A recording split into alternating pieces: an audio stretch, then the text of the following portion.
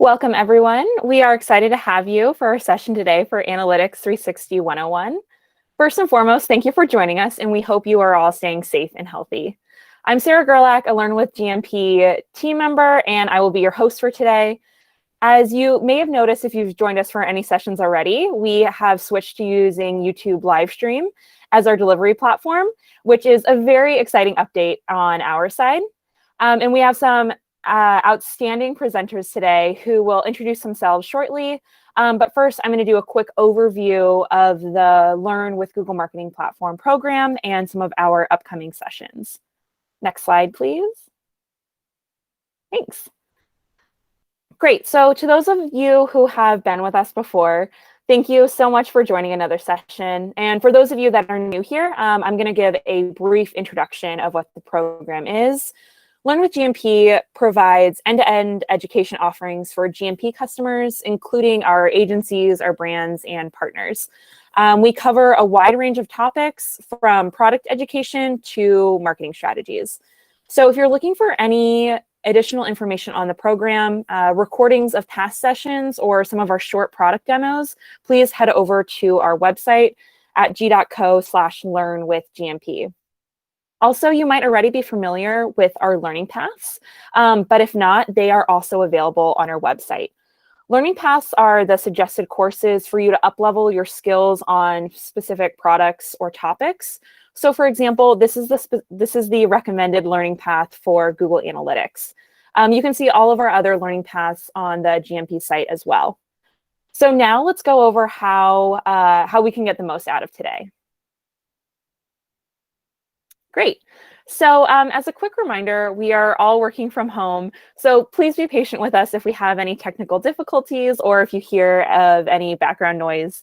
Also, the deck and recording will be shared out within 24 to 48 hours after today's session. So if you need to step away for a moment, totally feel free. We will go ahead and send this out so you won't miss anything. Also, we absolutely love hearing from all of you guys. So if you do have questions, please don't suffer in silence. Go ahead and send them into the chat box that you should see on your right-hand side. And we will go ahead and ask our presenters those questions as they come up. So please just go ahead and put them into the chat box.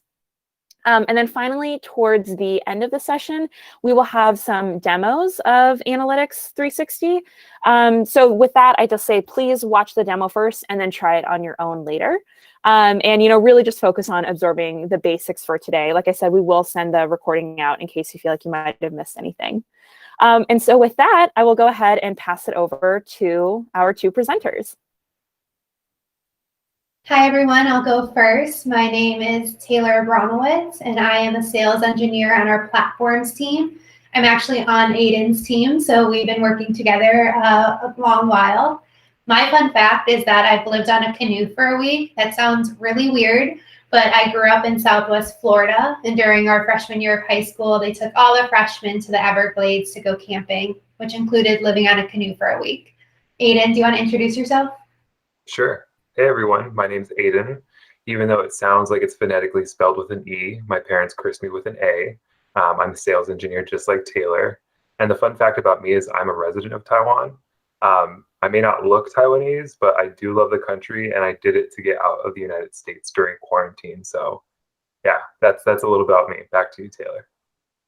Perfect. And also just to go off of what Sarah said about background noise, I have a 7-month-old puppy. So if you hear a dog barking in the background, my apologies. To go over what we'll cover today, all in all, we're going to talk about Google Analytics 360. I hope you knew that because you logged into the session today. We're going to go through the basics. So we're going to talk about all of the different definitions that are associated with Google Analytics. And then Aiden's going to jump into the platform so you can see a sneak peek of what's going on in there, as well as how to pull data and look at different reports. So our main objectives, similar to what we'll cover, is understanding the account structure. So if you're net new to Google Analytics, how would you set that up for your company or maybe your side hustle? How we get data into Google Analytics, what's out of the box, what's already built into Google Analytics in terms of metrics and dimensions, events, and goals. And then lastly, like I mentioned, Aiden's going to show you kind of the different reports that are in there and how you can use those reports to analyze your website behavior. So jumping right in, we're going to look at the structure of an analytics account. It's broken up into 3 parts. So there's account, property, and view. Account is the highest level, which is that gray box on the slide. Think of account as your company, kind of that entire line of business. Under that, you would have what are called properties. Properties are associated with different domains or websites and apps. So for example, if you have a US-based website as well as a Canada-based website, those would be 2 separate properties, so you can understand the user behavior separately. Lastly, there are what are called views, which are the yellow boxes on the screen. These are clean copies of the data. So you're able to have multiple views within a property. Maybe you would want a view that has all data associated with it. Maybe you want one that excludes internal traffic. Maybe your development team, your web dev team wants their own testing view that they can use to keep the data clean and separate for all of the different maybe teams at your company. Perfect. So we're going to go through how data gets into Google Analytics. So first, a user would get to your website or your app. And when they get there, an analytics code would start to fire. So that's 2A. Then you can see a cookie, a chocolate chip cookie in this instance, would be placed on the website. And this cookie is an identifier that helps Google Analytics understand that this is a new user maybe that has made it to your site via a specific click-through. So maybe they click through an ad. All of that would be housed within that cookie identifier space. And then a hit would be created and sent to the Google server. We're going to go in a lot more depth on different types of hits. From there, data is sent to Google servers, and it is processed and sent to the Google Analytics pipeline after being aggregated and understood. Then as a user or an advertiser, you're able to log into googleanalytics.com to actually see your website behavior, what users are on your site, maybe in real time, as well as use an API connection to maybe export some data for reporting. So now we're going to talk about a hit. A hit is any behavior on your site that is sent to your analytics server. So on the left-hand side, we have a screenshot of a hit from a basketball website. And you can see there's a lot of different JavaScript code here. And you may not be able to read it. It might actually be very small on your screen. But within this hit, what's included is all the different types of data and touch points that you would want to see within the user interface of Google Analytics. There are a lot of different hit types. Sorry, didn't move forward. There are a lot of different hit types, one of which is called a page view. So this would be sent every time a new page on your site loads. So if somebody landed on your home page, a page view hit would send. If somebody made it to your About Us page, another page view hit would send. And this allows you to kind of journey path how the user is going through your site and have all the data that you would want associated with that page view sent with this hit. The next type is event measurement. So what this is an event is a specific action that you would want a user to take on your site. So for example, maybe there is a donate now button if you're a non-for-profit that you would want to track to see how many times that's clicked. Or maybe you want to know when they've scrolled halfway through the page. Maybe you're a dessert blogger and you want to know that people are reading through your site and have made it halfway through. And then maybe another example is you have a video tutorial on your site and you want to see how many people clicked play on that. There's a lot of different data that can go in with this event measurement hit, including event category, action, label, and value. So again, this could be video play. The action could be click. You could label it. Maybe it's the name of the video, like tutorial 101. and then a value. So maybe you want to assign a value to that event if you have like an arbitrary number that you think that valuable action is. Last but not least is a transaction or an e-commerce hit. It's exactly like it sounds. This would be if you are an e-commerce website and maybe you're selling stickers and you want to know kind of how many stickers are ordered, what quantity, what color sticker. These are all different attributes that could be sent with an e-commerce hit. It does require a little bit more implementation and elbow grease. Still not that difficult, but a little bit more work needs to be done in order to enable this type of hit. You're probably sitting there wondering, why do I care about this? And I'm here to tell you because it dictates everything you report on. So without hits, you would have no data within Google Analytics 360 or Google Analytics. So I'm going to go into a little bit more about this. So all hits are associated with users. What is a user? It is a unique cookie that has visited your site. A cookie as in an ID number, not that I would know that Aiden visited the site. A single hit with the same cookie ID can be grouped under the same user, which is important when we talk about the next slide, which is sessions, which is a grouping of hits within a certain time period. So one user could have multiple sessions. So let's say I woke up in the morning and I went to the website while I was eating breakfast and I was reading a dessert blog. And then I realized, wow, it's 9 a.m. I should probably log in for work. And then that evening, I actually bake that dessert and go back to the blog.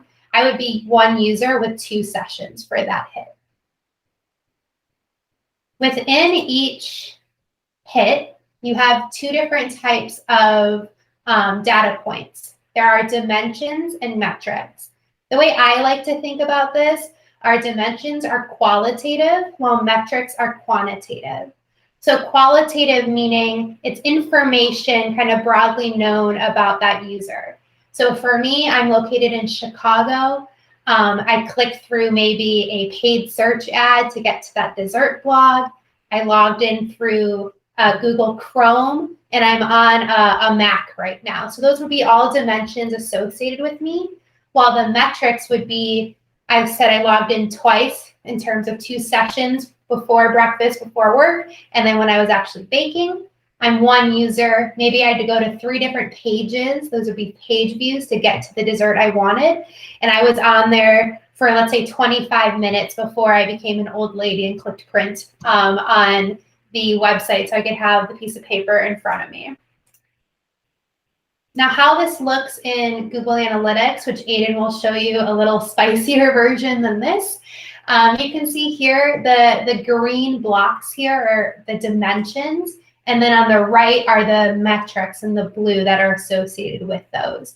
So dimensions are how you would slice and dice the data within Google Analytics. So maybe you want to look for southern cities or people that made it to the site only through Facebook. Those are dimensions that you could filter for, and then you could see the session data, or I should say the metrics associated with that. So I'm going to pause there. Sarah, are there any questions that have popped up that you want me to answer? Hey team, we don't have any questions yet, so yeah, that's a quick plug. If you guys do have any questions that come up, please go ahead and put them in the YouTube live stream chat box, and we will go ahead about answering them. Thanks so much. Thanks, Taylor. Of course. Hey, Taylor, can I ask you some questions since we don't have any? Yeah. Okay.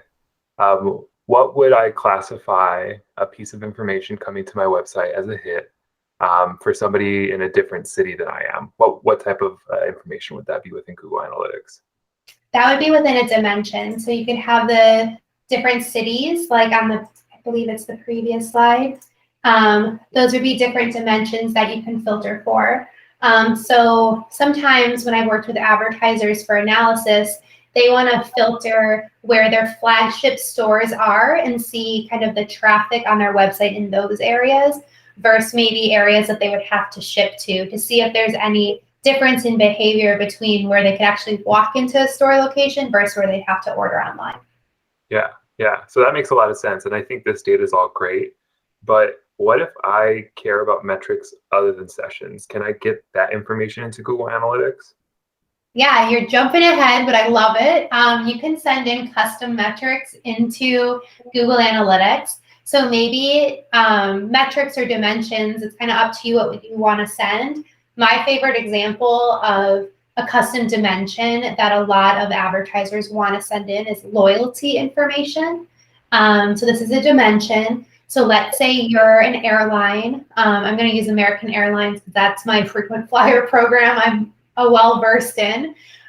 Maybe they want to understand gold, platinum, platinum pro as dimensions that they would want to slice information for. It probably would be useful for American Airlines in that sense because according to the loyalty status, those that are gold probably spend less in terms of tickets on the site as opposed to Platinum Pro that are frequent flyers, probably not during COVID-19, but during normal business travel. Gotcha. Cool. Well, I'll let you get back in the driver's seat and stop asking my silly questions. Perfect. Now we'll look at different dimensions and metrics as they pertain to what's automatic, what's in GA standard, and then which is the free version, and then what is in Google Analytics 360, which is a paid version of Google Analytics. You can see within the green and red columns that there's already a lot of data that you can get from the automatic collection as well as Google Analytics free. So I'm not going to read everything on this slide because you can always go back to it later, but automatically collected, are pages viewed, like Aiden mentioned, where the user's located, what device they logged in on. Maybe you can slice the data there and see that people that are on Windows versus OS perform differently. You have all those different automatic metrics like time on site.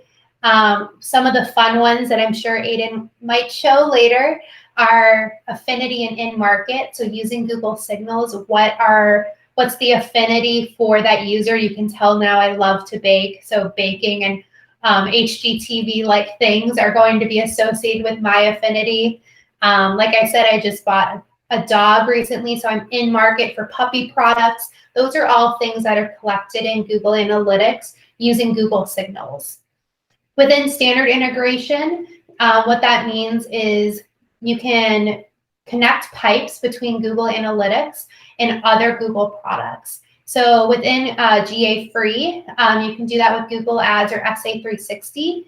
And then if you are interested in Google Analytics 360, you can actually connect to other buying doors such as Display and Video 360, which if you're interested in, you can always talk to your rep about.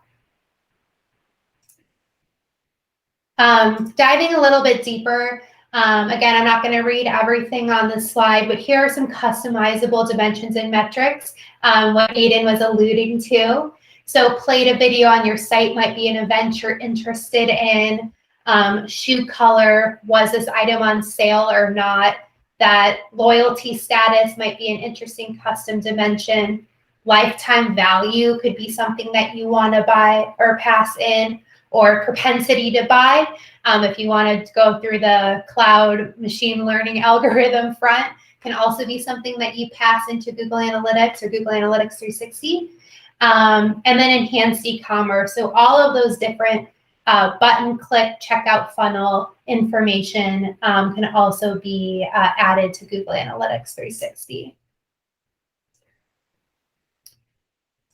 Building on this a little bit more, custom dimensions, they're meant to augment your data. So maybe you have the standard information, but it's just not enough for you. You want to build on that with these custom dimensions. You could label page type, you can label high value customer, low value customer. This is a screenshot of what that looks like in the platform and how you would create it. But just to show one step deeper of a custom dimension.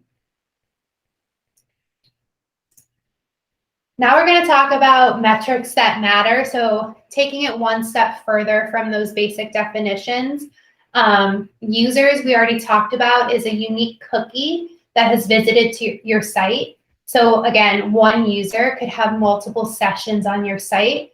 It helps you understand the quantity of actual customers that are visiting your site. Why is it important? Maybe you're in charge of SEO and you want to make sure that you have the right content on your site, or you're the content creator. This would allow you to understand what users are visiting kind of in cohorts or groups. And also it would allow you to develop an audience strategy when you're targeting these users later on, maybe for remarketing purposes. The next one that clicks is events. We already talked about this. This is what you want users to do on your site. So users are coming to your site not just to load and walk away, although that does happen, but events are making sure that these users are doing the desired action on your site. Like I mentioned before, are they clicking the donate now button? Are they watching your tutorial? Are they filling out your forms? These are all different events that you would want to configure.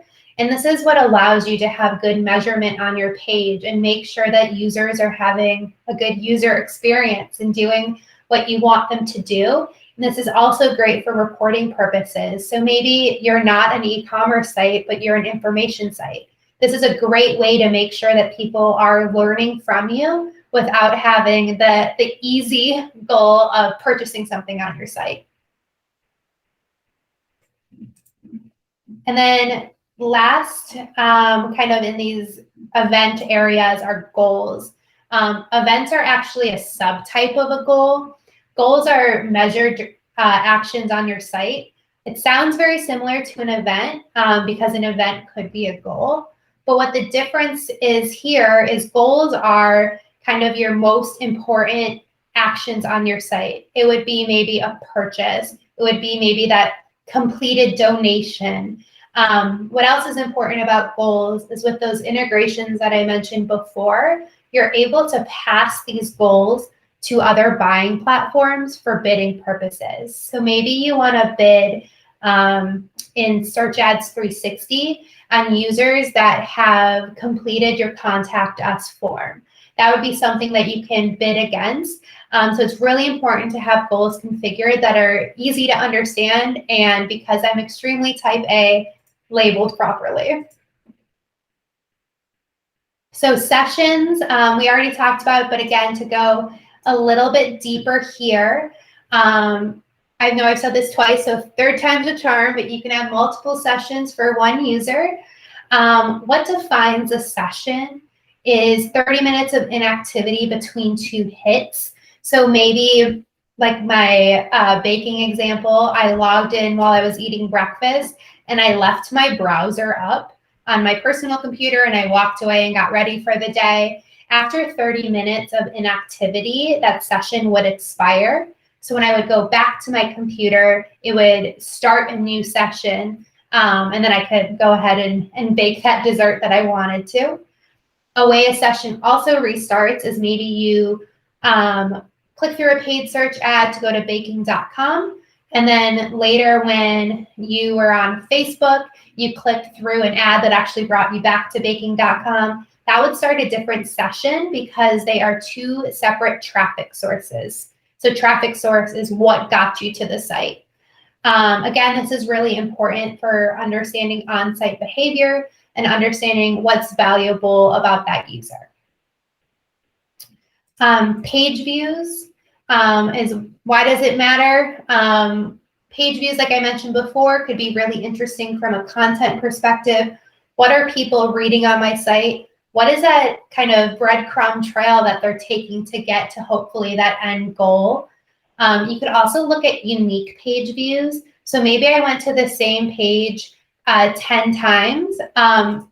May not matter. It could be that I got lost and wanted to go back. So unique page views could be something that you look at.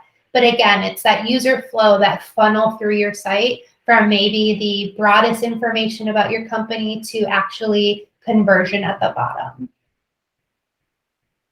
And then one of the last of the metrics that matters is what's called bounce rate. A bounce session is when somebody makes it to your site and quickly leaves. They make it to one page view, but actually don't interact with anything on the page.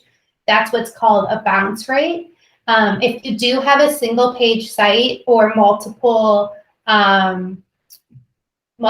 scrolls to get through that one page, that's maybe when you would want to implement something called scroll tracking. So an event would still fire even though you have a single page site. So that way it's not counted as a bounce because somebody's actually digesting that content. So now I know it's the time you've all been waiting for, a game. I'm obsessed with Mean Girls, even though it came out, I don't even want to know how long ago, so it'll make me feel old. Yes, I've seen it on Broadway. So we're going to use Mean Girls as an example. They're all wearing Google swag because on Mondays, that's what we do. And Gretchen thinks we're fetch doing it. So on the next slide, I'm going to show you, I believe it's 4 sentences, kind of fill in the blank. I want you to take about 30 seconds. I'll nonchalantly time you. And just read through them and think about all the definitions that we went through and see where those definitions apply. And then I'll go through the answers. So I'm going to mute myself, take a drink of water, and you guys read through these. If you like Mean Girls, you'll probably get a good laugh.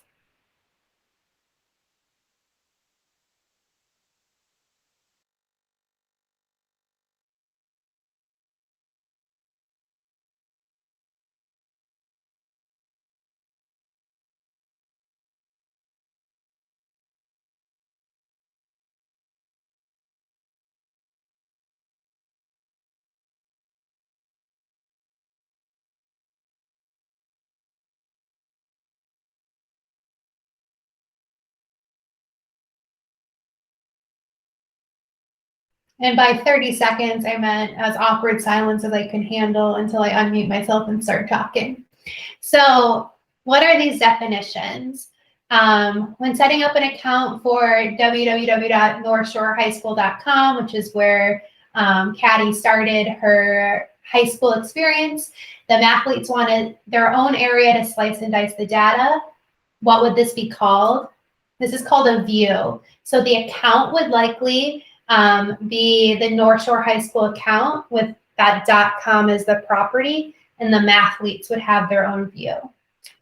Glenn Coco wants to know how many candy grams were sold and at what price. This data would be sent to Google Analytics via what hit type. The hint here is the word sold, so that would be an e-commerce transaction hit. Again, Glenn Coco would probably have to ask some athlete help to configure this custom e-commerce, but he would be able to understand how many candy grams were sent out. The next one is Kevin G drops a new rap video on the website. To know how many people click to watch, you would need to configure an event. I've probably said this a few times, but an event is something that you can track for that desired action. And Kevin G obviously wants to know how many people are watching his rap video. Oh, I gave it away. But Regina George wants to know how long people are on her North Shore profile page. No surprise there. She looks at time on site, which is a type of metric. So the metric there is time on site because that's a quantitative value. So it's a number. I hope you enjoyed this. I enjoyed making it. And with that, I'm going to hand it over to Aiden to dive into Google Analytics 360 for you. Awesome. Thanks, Taylor. I am going to step in really quickly because we had a few questions pop up. The first one is, can you bid up on goal actions in DV360 with integration? Aiden, you might cover that later with some of the integrations, but if either of you want to just kind of go over that really quickly. Yeah, of course. So you have the ability to export goals to DV360, and via custom bidding, you can go ahead and start using some of those goals to change some of your bidding within DV360. Thanks. We have two more. Can we measure which campaign from social is driving measures such as impressions and clicks? Yeah, Great question. So depending on which way you want to do this, you can leverage Campaign Manager if you have the ability to tag your ad on a different system.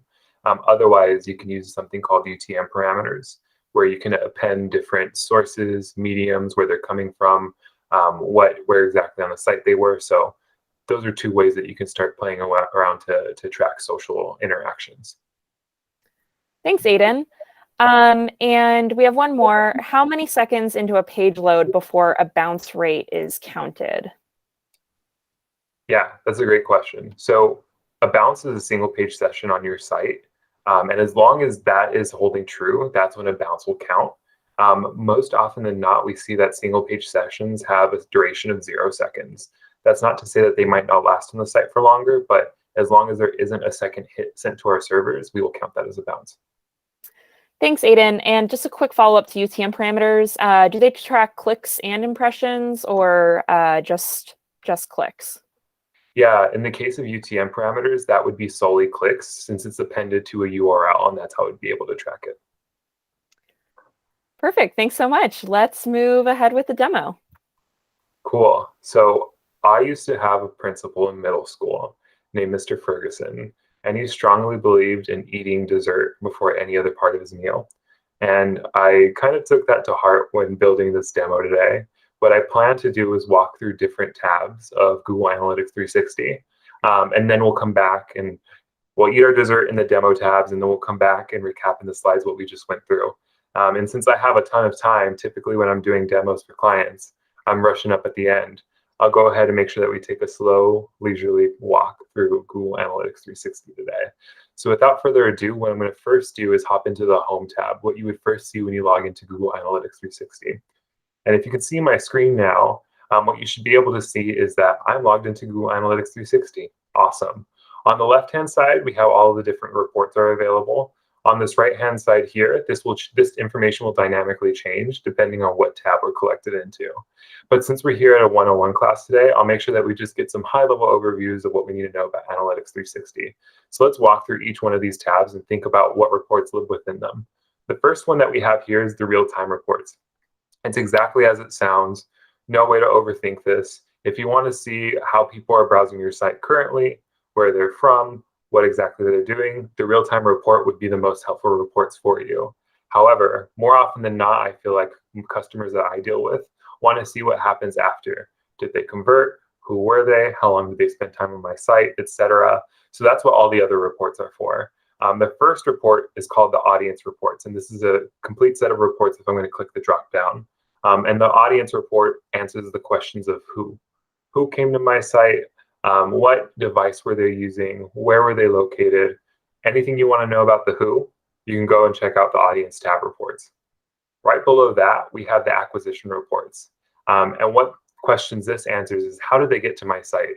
Did they come via a social media platform? Did they come via one of my campaigns, et cetera, et cetera? A lot of the information that we're going to find within the acquisition report pertains mostly to your campaign information. If you're a 360 customer, which everybody on this call I believe is, you'll find a lot of the GMP integrations in there. And if you're a standard customer, you'll find your Google Ads integrations within the acquisition tab. The next set of reports that we have are the behavior reports. And this would be the what did they do once they were on my site? What pages did they look at? How long were they there? Which pages are the top viewed? Anything you want to answer about like what did they do on my site? Check out the behavior reports. And last but not least, the conversions report. I think of my aunties in Connecticut when I'm thinking about this conversions report. I think of it as the so what tab. So people came to my site, they browsed it, so what? Did they do what I wanted them to do? If you want to see anything about your goals, exactly how you're performing on e-commerce, different attribution modeling, the conversions report is exactly where you would want to go. And the last thing I want to hit on, because I skipped over it, rightfully so, is this customization tab up here. Google Analytics 360 out of the box has 200 plus reports available. And so you can see a lot of information within those different reports. If you want to see something different, maybe you're bringing different custom dimensions in, maybe the reports that we're showing isn't showing the data exactly like you would want to see it, you can go drop into the customization tab and play around and create some of the reports that you care about. So with that, what I want to do first is hop into some of the audience reporting that we have available. And that's what I'll do here. So you'll notice that I clicked open on this left-hand side here, the audience report. And if we just take a quick little view of what we're looking at today, we have all of these different characteristics of people visiting our site. Their demographics, what are they interested in, where are they located, what is their behavior like, what technology are they using, et cetera, et cetera. A lot of information on users. The report that I wanted to show you today is this interest report. So if I click down here, I'm clicked into the affinity categories report. And what this report is showing is based off of how Google users are browsing on the internet, whether they're doing different searches, whether they're watching different YouTube videos. If somebody is logged into their Google account and they're opt-in to ads personalization, any of the information that they're giving to us would be reported here within the affinity categories.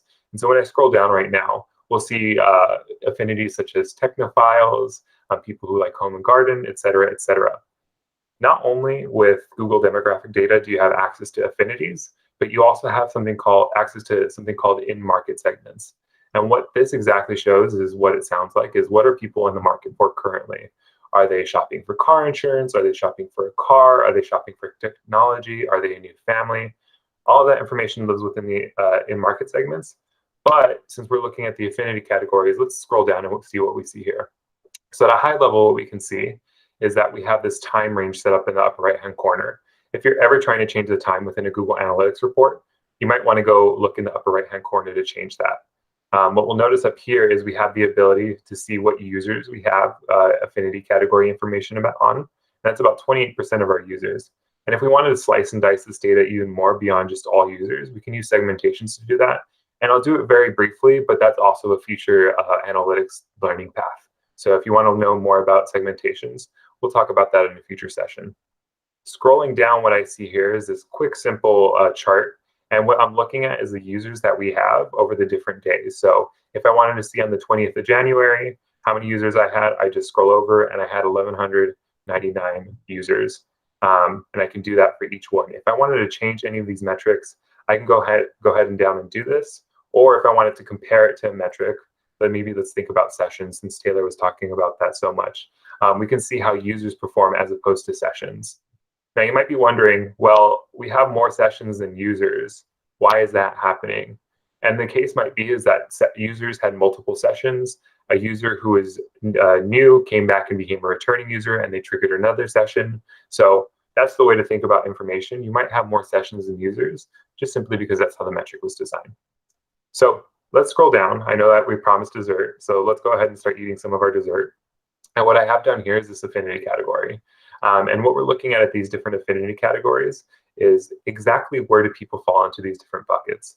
And so since we're looking at the Google Analytics merchandise store account, what we see is a very different type of affinity categories that you might see in your own account. So first and foremost, we have shoppers and value shoppers, media and entertainment lovers, no surprise here, technology, technophiles, et cetera, et cetera.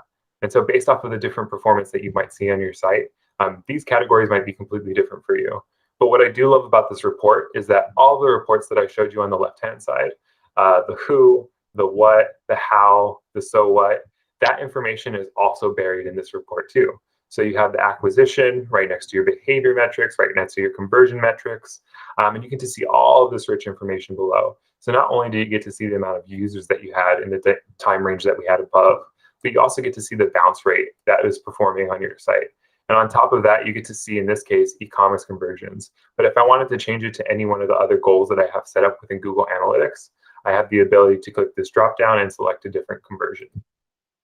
So that's all really cool. The other thing that I really wanted to show you really briefly, even though this is a future session that we'll go into more detail, is the ability to segment.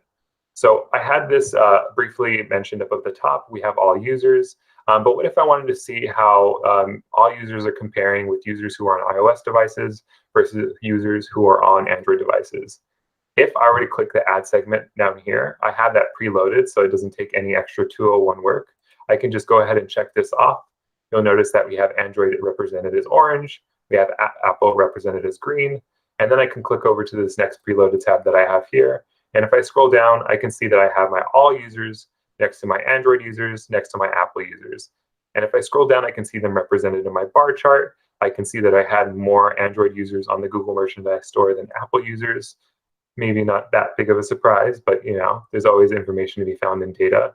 And if I scroll even more down, I can see all the information that I saw previously, but now broken out by different segmentations. So now not only do I have access to information on shoppers and value shoppers, but I also have the difference in users on Android and Apple devices. So I have about 448 shoppers or value shoppers from Android, and I have about 50 from Apple. And then I can see all of those metrics that we care about broken down right next to it. If this made you very interested in segmentation, I encourage that you come to the 201 session. But for today's purposes, and for the interest of time, we'll go ahead and hop into the acquisition reports. Cool. So now that you can see, I'm in a different set of reports. Previously, I was in the audience reports. Now I clicked into the acquisition reports. And there are a couple of metrics that matter within here. First and foremost, let's talk about what exists within the acquisition reports. First of all, it's how did they get here? So anything that we want to know about how users got here, we'll find within the acquisition reports. I'm currently clicked into the all traffic, so I'm looking at all people who came to my site, regardless if they came from a Google marketing platform ad or if they came from a Google ad, which is redundant. And then we can see all the different types of information that we have. So first, I have clicked into channels. And if we scroll down and look down at our table down here, you'll notice that there's something called default channel grouping. Taylor briefly touched on this, but in short, to cover it very quickly, when somebody's coming to your site, and let's say they saw a Google organic link when they were doing a Google search, and then they saw a Google ad, that information in Google Analytics would be processed differently. And the way that we start grouping these different interactions together of how people got to our site is something called channels. So if we go down here, what we see is that we have an organic search channel. And then we have the ability to see how our users performed on organic search, whether it be acquisition metrics, behavior metrics, conversion metrics, etc. All of this information can be set up just with the default that we have within Google Analytics. But if you want to create your own custom channels, which is also a future Google Analytics session, I would encourage you to come to it. You have the ability to customize these. So if you're trying to slice and dice your information on your branded campaigns versus your non-branded campaigns, or maybe you're trying to break out how your different paid search platforms are performing. Maybe you want to see your Google Ads campaigns next to your Bing Ads campaigns, et cetera, et cetera. With channel groupings, you can go ahead and shift that information around and make sure that it bends to what you need for your business. So that's something that I really like about the acquisition report, is the ability to just get a high-level overview and a pressure cooker sense of how our different channels are performing. We're almost done eating dessert, and then we'll go ahead and eat our vegetables, make sure that we digest all of this information appropriately. But I just have two more things that I want to show you within the acquisition reporting section. We just looked at channels. Now what I want to hop over to is source medium. So we're within the same acquisition report here, reports over here on the left-hand side. We're still within all traffic, so we're not discriminating where they're coming from on different platforms. And now we're drilling in specifically to see different sources of mediums that they're coming from. If you're wondering what is a source, what is a medium, it might become a little bit clearer once I scroll down. So once I scroll down, what we see is source medium. If we hover over this handy little question mark, we have the ability to see a definition. So the source is the place users are before seeing your content. This might be a different search engine, a different ad, et cetera, et cetera. And the medium describes how they came to your content. So that might be an organic Google search. That might be a cost per click search, a paid ad, I should say. And if we scroll down, what we can see is all these different source mediums broken out by how users arrived at our site. I think the most powerful thing of Google Analytics is its ability to see not only our paid media traffic, but also traffic that comes directly to our site, because all the traffic that comes to your site matters. And we want to make sure that we're allocating money, allocating resources, allocating time and efforts to different sources and mediums that drive our most business. So if we scroll down here, what we can see is we have our Google organic search, we have our Google CPC search, and then we have a direct traffic here. So this indicates that you might have users that are coming directly to your site by just typing in your domain address. And so you might see that you are getting more traffic from your organic search efforts and from your paid search efforts, but you also have quite a bit of traffic coming from your direct traffic. But we also have here is what I mentioned before, the acquisition reporting, the behavior reporting, the conversions reporting. This is pretty much all throughout Google Analytics. So if you want to get a high-level sense of how you're performing, go ahead and check out the source medium reports. one last bit of dessert before we go back to the slides and recap and take a chill pill before we hop into the rest of the demo today. I want to show you how native reporting in Google Analytics 360 looks. And so what I mean by this is how Google Ads information shows within Google Analytics and how Google Marketing Platform information shows within Analytics. What I'm going to zoom into today specifically, just to call out some unique features within Analytics, is Campaign Manager reporting within GMP. So on this next tab, I have that pulled up. Scrolling down very briefly, we can start to see some information that we have. But on the left, I want to focus on the left-hand side for just a bit. You'll notice that I'm still in the Acquisition tab. I'm no longer in the All Traffic tab, and instead I clicked into the Google Marketing Platform tab. I have the Campaign Manager 360 tab clicked down, but if I click this up, I also see the Display and Video 360 reports and the Search Ads 360 reports. The beautiful thing about Google Analytics 360 as it comes to our native integrations is the ability to see the same exact hierarchy that exists within your different platforms. It is a headache to learn new hierarchies and new ways that information is coded within systems. So to see your exact hierarchy copied over from Campaign Manager, your exact hierarchy copied over from Display and Video 360, and your exact hierarchy copied over from Search Ads 360 definitely takes some of that barrier to entry to learn some of our different features that we have available in here. And I would be remiss if I didn't call out Google Ads as well. That hierarchy also exists in here too. And you get a lot of information about the Google Ads reporting. But for today's purposes, since we are all 360 users, let's go ahead and zoom into what the Campaign Manager reporting looks like. You might notice that my reports down here, the headers are completely different from what I was looking at before. And it's because I've been skirting over this ability to click through different types of reports above. So you notice this Explorer tab here, and it has a bunch of different types of preset things that we can click on. Previously, I was on site usage. So that showed us the behavior, the acquisition, the conversion reports. But since we're looking at paid media, I thought it would be more helpful if we looked at clicks. So I got clicks clicked on over here. That's a little bit redundant. And if I scroll down, what I can see is I'm looking at the Campaign Manager 360 reports, campaign specifically. And I can see all the information that I care about side by side. So I see how many sessions was generated for my Campaign Manager ads. I see my impressions that are coming from Campaign Manager ads. And I'll pause here really briefly because I'll say that Google Analytics 360 is the only analytics platform that can bring in those impression metrics alongside your click metrics. So if you want to see how your view through conversions are performing or your view through metrics are performing, you can see that alongside your click metrics. So we have our impressions here, we have our clicks here, and we also have our cost data, our click-through rate, et cetera, et cetera. So all of that rich information that existed within Campaign Manager exists within Google Analytics 360 too.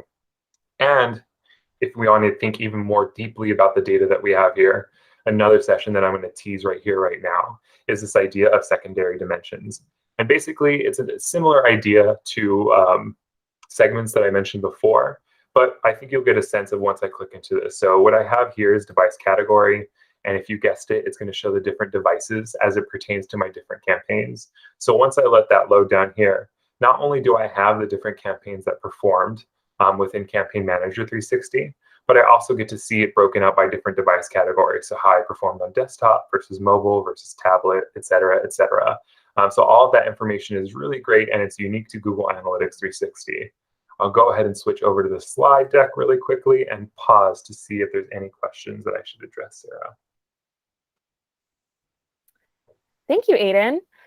Let's see, it looks like a few have come in. And I will go ahead and answer these in the chat because it seems like they are a little bit specific. So I think we can go ahead and keep moving forward. Cool. So we just ate a ton of dessert. Now we got to eat our vegetables and a little bit of our entree. We're going to go back to the slide deck. A little bit static, I'm sorry, but let's go ahead and just make sure we recap exactly what we learned. So first and foremost, we looked at the audience reports, the who is visiting the site. In the audience reports, I didn't go through each and every one of those. I went through mainly the Google demographics data, which is unique to Google Analytics, but you can also see information such as new versus returning users, the geography that people are coming from, the language that their browser's in, what type of browser that they're using, what type of operating system is on either the desktop or on their mobile device. what their mobile device usage looks like, and last but not least, the demographic and interest reports that I showed you before. So that's audience reports. That's what we looked at. You all are experts now, I know. Moving on, we also had the acquisition reports. How are they getting to my site? We saw the source and medium information. We saw campaign information within that Campaign Manager 360 tab. And I didn't zoom into this information, but you can get even more granular than just the high-level campaign performance. You can also see the different placement that you have, the different creatives, how they're performing, and you can also see the interaction type, whether that's click or just impression. And one last slide before we hop back into dessert. I also talked about channels. So put a little bit more eloquently than I did in the live demo, Google Analytics 360 will automatically break your traffic into different buckets called channels. Channels definitions can and should be customized. So what we see here are some of the default channels that we have within Google Analytics. Direct, so they already type in your domain address and go directly to the site. Organic search, you can see all of the different organic search providers that you can see within that information. Referral, did they click from another site to get to your website? Display, did they come via a display ad? Paid search, as sounds, and last but not least, social. So we saw all of that information. We're good, we're learning, we're doing great today. And now what I want to hop into is make sure that we cover the next big chunk of today's session, which is behavior reports. So without further ado, let me go ahead and click back over here. So previously on today's episode of Analytics 360 101, we clicked into the audience tab, then we clicked into the acquisition tab. Now, believe it or not, we're clicking into the behavior tab. So within the behavior tab, we're going to think about what did they do once they got on my site? We know who they are, we know where they came from, but what are they doing on my site? And what I thought was helpful to show you today is a couple of reports before we hop into the real dessert of today, which is goals. And what I have pulled up here is the site content, which shows us all the content on our site. What I won't be showing today is the ability to see site speed, how different pages are performing on your site in terms of page load, site search, which we will go into today, and then some other information such as events and publisher information that might be a little bit niche for today's session. So without further ado, let's think about site content. I'm looking at all pages. And what I love about this report, and I love a lot about Google Analytics, is the ability to see all of our web pages in a single spot and see how exactly that they're performing. For folks out there who are thinking about which web pages should I be driving traffic to so that I have higher quality traffic, I'm lowering that bounce rate, I'm improving my conversions, I'm improving my revenue, I oftentimes recommend to go to the All Pages tab, because why not just see what's the most popular pages on your site based off of how users are browsing. So if we scroll down here, we're looking at page views up here in our tab. We can change that around, but I think it's more helpful to just go look at the metrics for today. So we see page over here on the left-hand side, and within Google Analytics, you can actually filter to change this information. But for today's purposes, we just have the actual directory of the site. So what we can see here is on the Google Merchandise Store, if you were to go to merchandise.google.com/quickview, this would be the page that pulls up here. And we also have this home page indicated by just a backslash. We have the basket to show that people adding stuff to their site, adding to their cart, they often go to the basket, et cetera, et cetera. And what you notice is that I also have this Google redesign apparel thing down here. So if I'm thinking about driving people to our different pages on our site, I can go ahead and look over at some of this information. Maybe I want to drive people to a page that has the most page views because it's popular, like Regina George. And then maybe I want to drive people to where people spend more time on the site. So while my average time on site is 40 seconds, maybe I want to drive them to the home page that has 1 minute and 19 seconds. Or maybe I want to send them to the clearance page, which has 1 minute and 5 seconds. On top of that, we can also see like entrances, where exactly they're entering on our site. No surprise here, the homepage takes this award by far, but we also get to see different apparel searches down here that also has a lot of entrances. I think another metric that also can drive some business impact for you all is this bounce rate indicator right here. If we go down, we can see different bounce rates that we have available, and we might want to drive to a page that has a lower bounce rate. So this apparel for men's t-shirt looks pretty promising.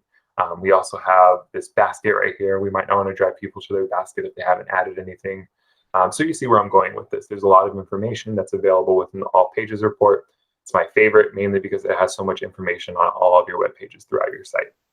But I also think that oh, go ahead, Sarah. Yeah, thank you, Aiden. No, I was just gonna stop really quickly. It looks like we have a question about vanity URL redirects. I've set up UTM parameters on vanity URL redirects. Where can I find information specific to those pages? Would that show up in the all pages report that we're looking at? I believe so. Off the top of my head, I'm not sure. Taylor, would you know the answer to this question? I don't know off the top of my head, but I can look it up while you're talking. Cool. So Perfect. we're going to put a pin on that, and Taylor will get back to us, hopefully. Cool. Thank you, Sarah. I talk very quickly, so good job on interrupting me. We just finished looking at the all pages report. The next helpful report that I think is good to look at within behavior reporting is the site search report. So let's click over to the site search report, and you guessed it, these are the searches that happened on your site. Site search is a feature that you can turn on within Google Analytics. And the way that we're able to recognize queries on your site is via the query that's appended to a different URL. So if somebody's searching on a search bar on your site, oftentimes you'll have a question mark appended to the URL followed by the search terms that they're using. And that's what we're seeing in this report down here. So if we scroll down at a high level, we have within the time frame up here, so 18th of January to the 24th of January, we have 1,545 unique searches performed on our site, which is great. That's a lot of information to play around with. Maybe we might find something that's popular on our site that we're not promoting via an ad, et cetera, et cetera. So if you scroll down, interestingly enough, the highest search term on our site within the last week is supernatural. Not sure what to do with that. But if we scroll down, we also see something a little bit more actionable in my mind is hoodie. People are looking for hoodies. That might make sense because it's cold weather. We get to have a little bit of a barometer of what people care about on our site. If we launch something new that's extremely popular, we might be able to see that within the search terms report bubbling up based on the different keywords that are popping up. But you also get to see all of the different types of keywords that have down here. On top of this total unique searches that is performed on site, we also get to see how much time that they spend on site after the search. So by far, it looks like hoodie, followed by mural, or supernatural, mural, and then hoodie are some of the most popular time after search keywords on site. But also mug, which I think is interesting. I don't know why I think that's interesting, but it's just something I wanted to point out. So before we hop into the behavior report, I just want to make sure that we go back.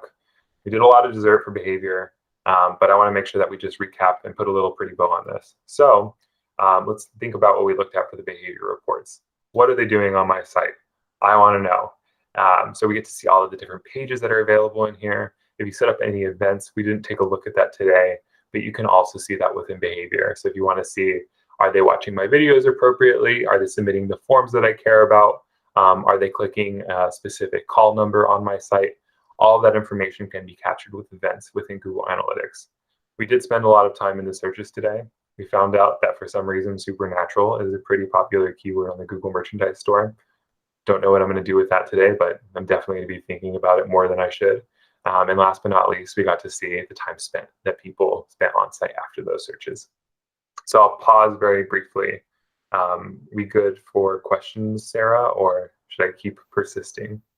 Yeah, thanks, Aiden. I do want to go over, we might get into this when we get into the next set of reports. And, actually, maybe we'll pause just if you could go over when we get into the attribution reports, what the default attribution is for analytics reports. Yep. So we can go ahead and put a pin in that. And then we should be good to keep going. Great. Go ahead and write that down so I don't forget it. Awesome. So we are going to get to that within this next section. Perfect tee up, Sarah. We just looked at the search terms report. Now we're going to get into the so what reports. My aunties in Connecticut would be so happy that I'm finally talking about the so what, rather than just my pointless conversations that I have. They just want to know what matters. So let's talk about what matters here, which are conversions. So the first page that I'm going to click into within conversions is just a general landing page for all of our conversions. I'll show you some nifty tricks in here, and then we'll actually click into some more detailed reports that might drive a little bit more action for marketers within your different businesses. So let's go ahead and look at the overview report. Before I hop into the overview report, I just wanted to call out the different reports that exist within conversions. Goals would be exactly what it sounds like. Everything that we care about goals. the overview, what URLs are they happening on, what does my funnel for the goals look like, what does the goal flow look like, et cetera, et cetera. Then we also have our e-commerce information. For folks out there that are selling information on your site or selling stuff on your site, it's really helpful to go look at these different e-commerce reports because you get to really drill down into different information. We'll be looking at the product performance report later.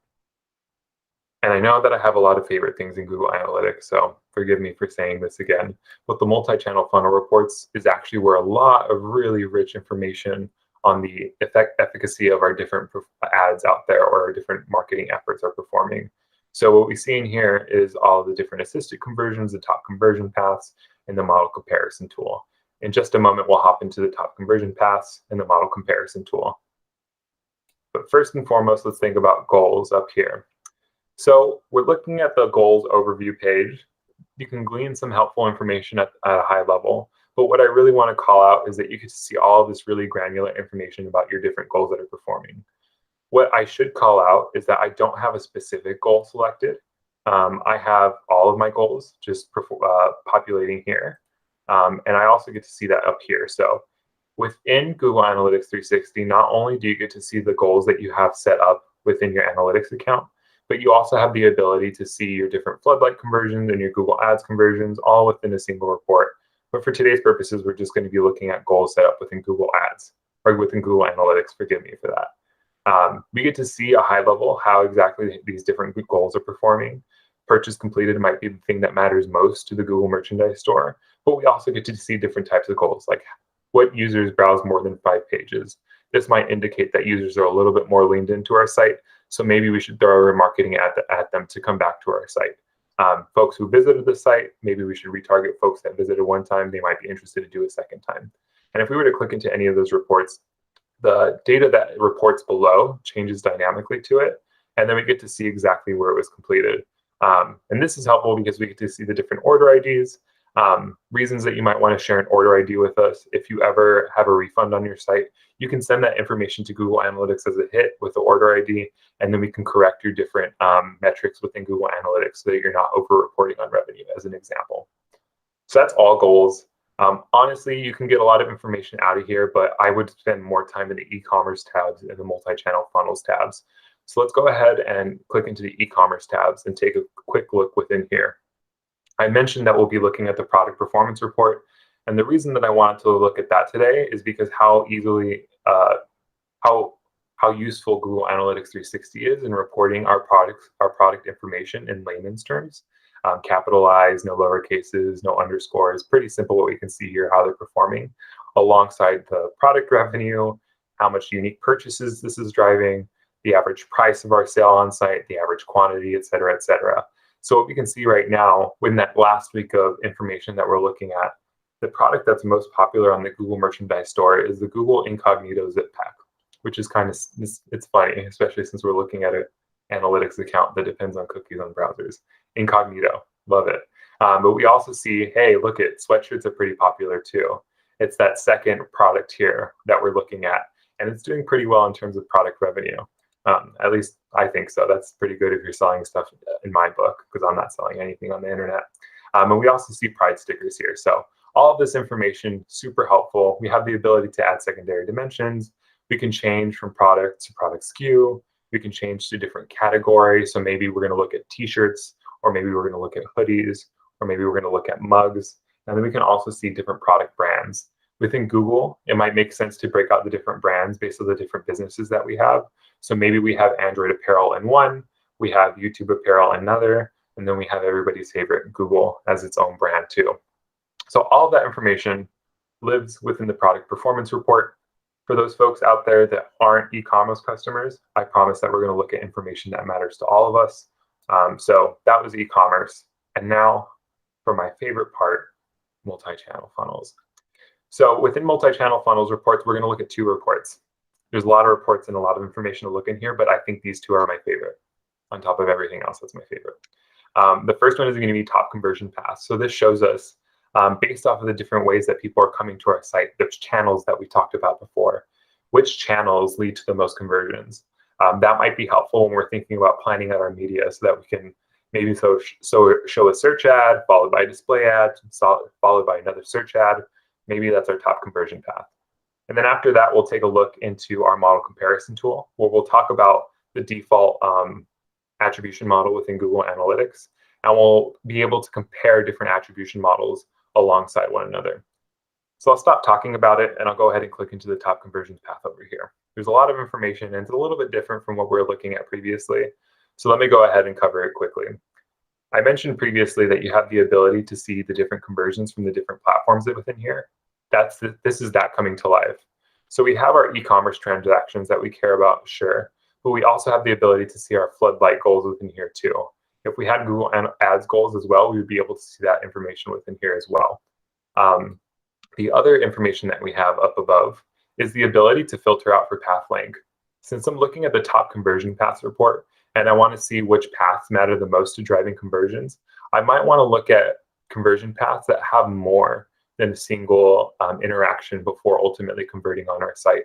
In this case, I have 2 or more. If I wanted to change it to different types of paths, so maybe I wanted to go more than 2 or more, I can see exactly how they're being distributed across my website. So if you want to change that, you can go ahead and do it. But for today's purposes, we're going to do 2 or more. And then we can talk about which type of conversions that we ultimately care about. And I think this is super important. We can also think about interaction type. Was it somebody who just saw my ad and didn't click through it? Was it somebody who clicked on my ad? Or was it somebody who came directly to my site? So that information all lives within interaction report. And last but not least, maybe you're a customer that it takes a lot longer than 30 days for a conversion to occur on your site. With this look back window feature, you have the ability to go up to 90 days when you're looking back at conversion paths that matter to you. So all of that information is extremely toggleable, customizable to what you need, out of the box available. And what you actually get when you set all of this up is this really rich reporting down here. And what we can see from looking at our report is that the most popular path to conversion was somebody coming directly to the Google Merchandise Store twice, followed by somebody performing an organic search and then coming directly to the site. So what you don't see here immediately is any display ads contributing to this. But as somebody who spends money on display ads, maybe I want to see that information. Google is really good at search, so you might not be surprised that when you search display, what's going to pop up in the multi-channel funnels reports is all of the paths that also include display ads in here. So what we can see is that somebody who came directly to the site saw a display ad, maybe that was a remarketing ad, and then they came directly to the site again to ultimately convert, et cetera, et cetera. I can do the same with search. So if I put search in here, I can see all of my organic search, my paid search, and exactly how they contributed to conversions that matter to you. What is great about the multi-channel funnels report is the ability to really leverage the different custom channel groupings to make sure that you create channel groupings that matter to you. To not confuse anybody, we're currently looking at the multi-channel funnel channel grouping path and not anything that's customized within the view itself. So when we're looking at this information, this is what Google's going to classify your different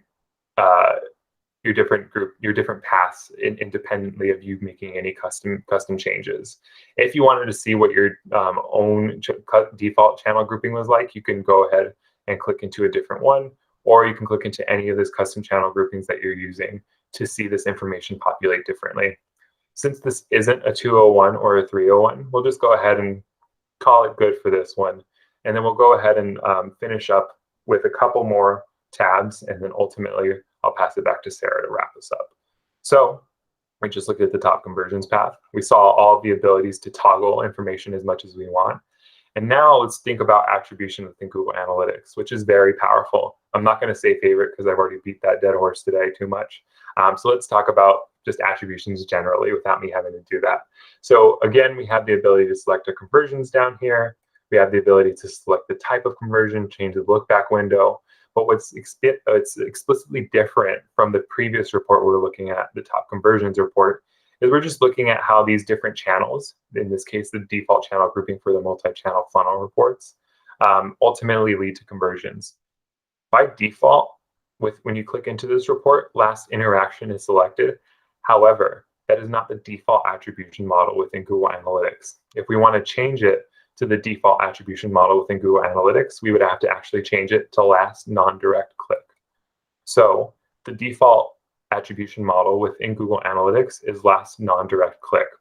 And what that means is that when we're looking at attributing conversions to different channels, we'll attribute the conversion to the last interaction before somebody directly typed on site.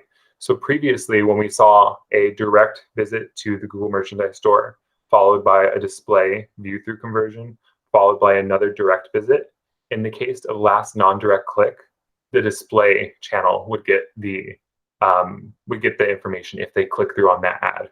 A much simpler example to think about is if somebody saw direct, they saw an organic search, or they saw a paid search, and they went direct again. Since they're clicking through that ad, they get credit on the organic or paid search. So as long as somebody isn't finishing off their path with direct, whatever the last interaction medium was, will get the credit. Cool. So that's last non-direct click. We can see all of the different conversions that we have reporting down here for the last 7 days, and we get to see exactly how that total matters. Since you all are Google Analytics 360 customers, you have access to this powerful data-driven attribution model.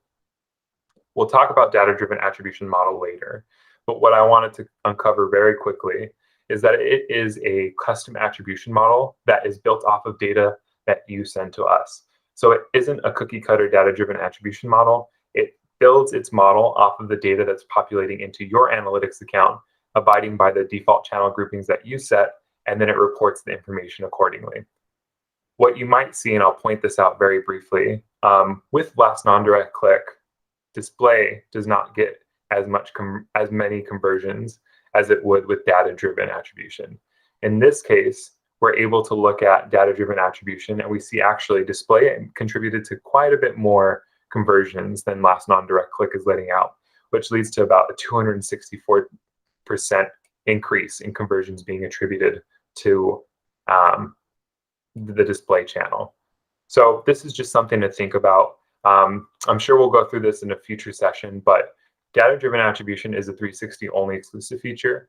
If you really want to play around with it, come into the model comparison tool and unlock the ability of your data generating your own attribution model. So let's go back to the deck, eat our vegetables very quickly, and then we'll come back and finish off with some custom reporting. So we talked about the behavior reports, but now we talked about the conversion reports. So we talked about goals specifically, and goals ultimately are conversions that matter to you. It can be a valuable online activity, such as an e-commerce purchase, maybe a form download, a form submission, et cetera, et cetera. And we have the ability to set different types of goals. So maybe somebody looked at a certain page. In a lot of cases, if somebody submits a form, oftentimes I'll see people set the thank you page as triggering that goal. Maybe instead of going to that thank you page, you want to just embed the goal into the button when somebody clicks submit. That would be the example of an event page, of an event goal. And you can also set up other types of goals, such as number of pages viewed or time on site.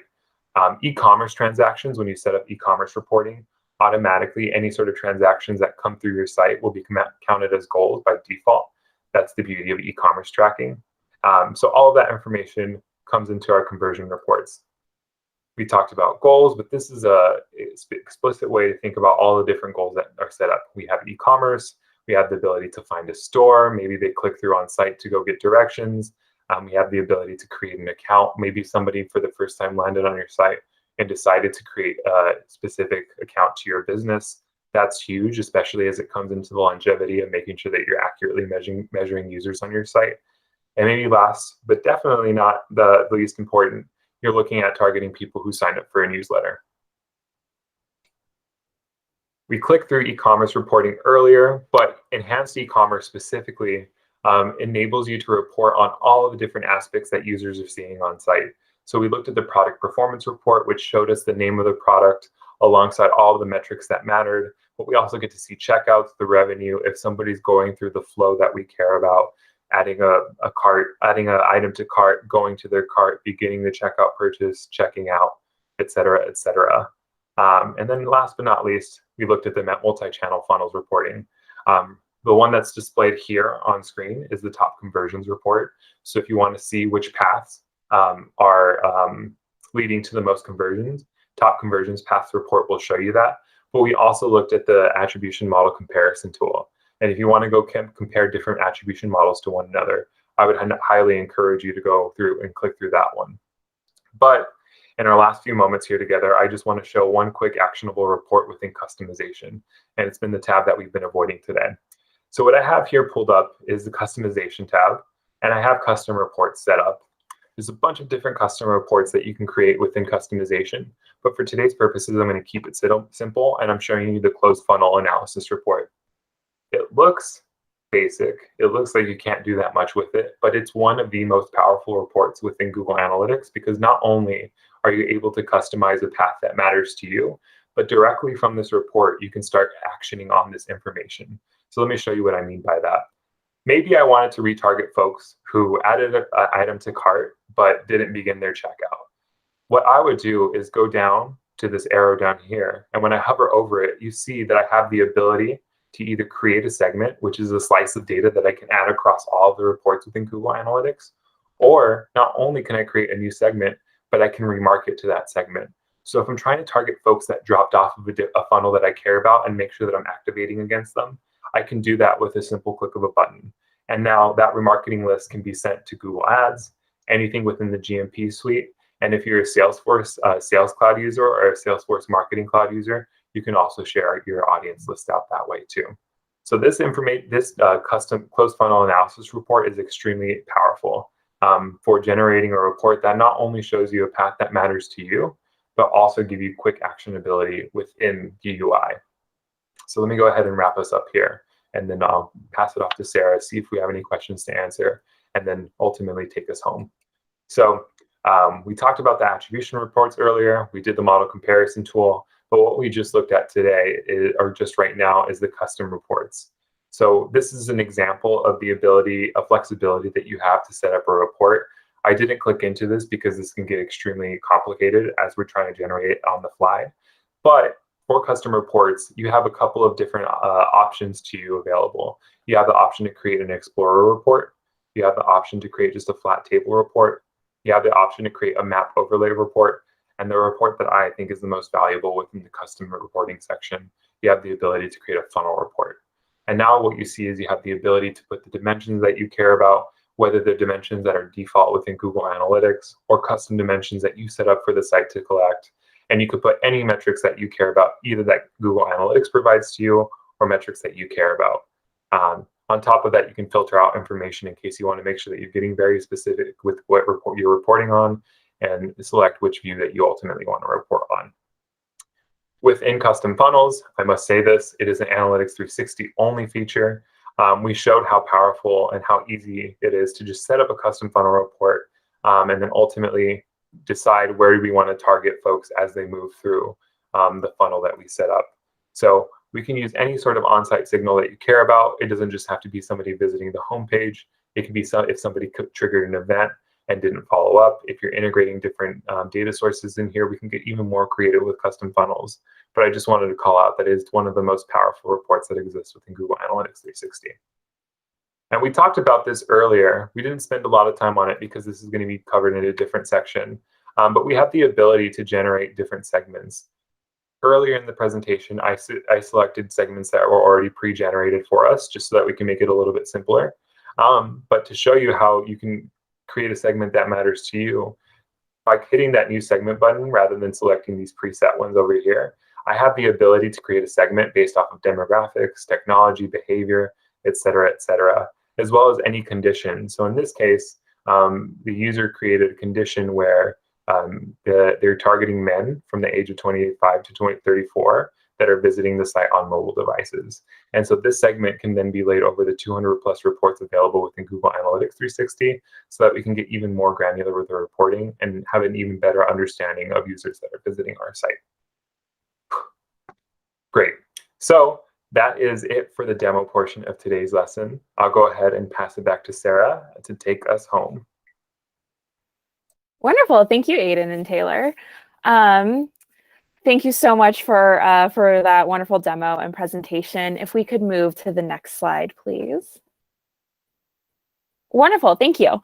So as we mentioned at the beginning, we do have a few more analytics courses that are out there as part of our learning path. The next one will be next Thursday, February 4th at 1 p.m. Eastern, and that will be our Google Analytics 360 201 class.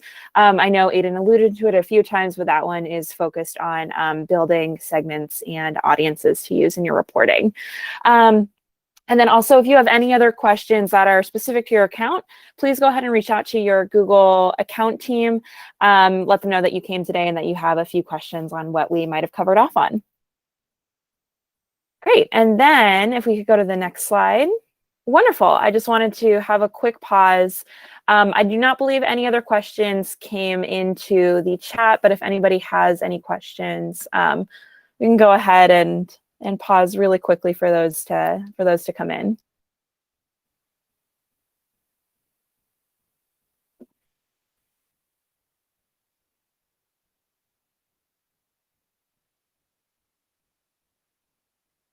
All right, great. So I guess we have no further questions, but like I mentioned, if you do have any questions, go ahead and reach out to your Google account team or the Analytics 360 in product chat. And then if we go to the next slide. Wonderful. And I just wanted to say thank you again so much to Taylor and Aiden for presenting with us today, and then also for all of you for hopping on and being so engaged. We really appreciate it. Like I mentioned, if you guys have any further questions, please reach out to your Google account team or the Google Analytics in product chat. Thank you so much, everyone.